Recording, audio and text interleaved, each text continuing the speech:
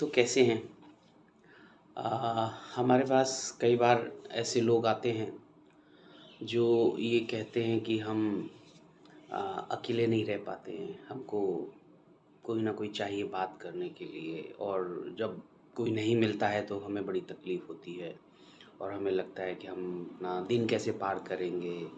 और ये सोच के भी डर जाते हैं कि अगर कोई बात करने वाला नहीं हुआ, कोई अपना साथी नहीं हुआ तो हमारा क्या होगा।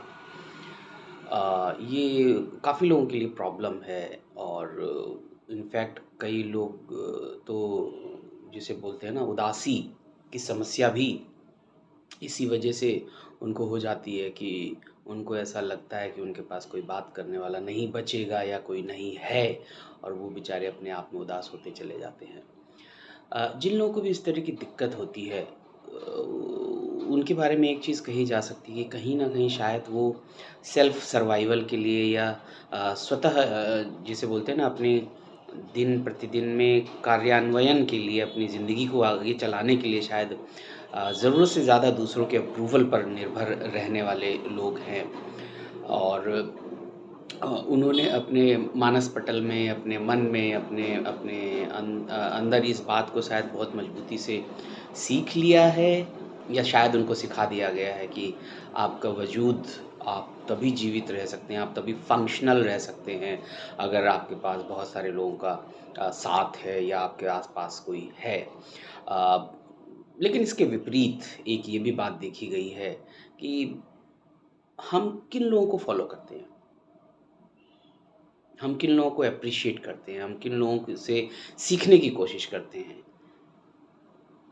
ये क्या वो लोग हैं जिनके साथ सदा से हज़ारों लोग थे, फॉलो कर रहे थे, या हम उन लोगों को देखते हैं, हम उन लोगों से सीखना चाहते हैं जो जिन्होंने अपनी ज़िंदगी की शुरुआत तो अकेले करी।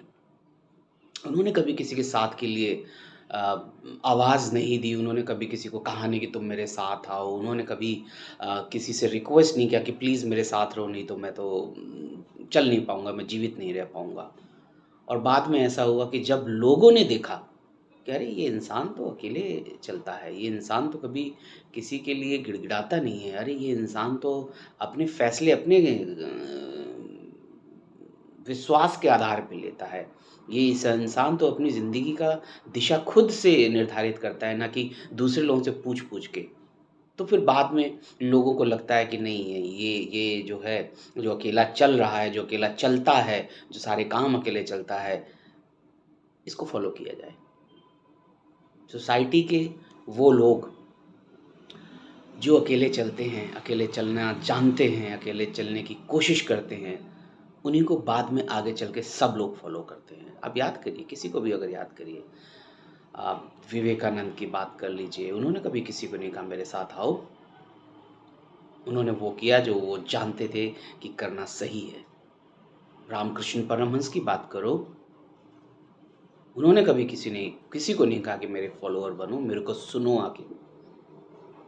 लोगों को लगा, जब उनको जानने लगे लोग धीरे-धीरे कि अरे यार, इसको तो फॉलो करना चाहिए। गौतम बुद्ध की बात करिए, आप किसी भी एक महापुरुष की बात करिए, उन्होंने कभी किसी को नहीं कहा। तो हम क्यों परेशान हो जाते हैं? हम क्यों हमेशा ये सोचते हैं कि हमारे साथ भी किसी को होना चाहिए?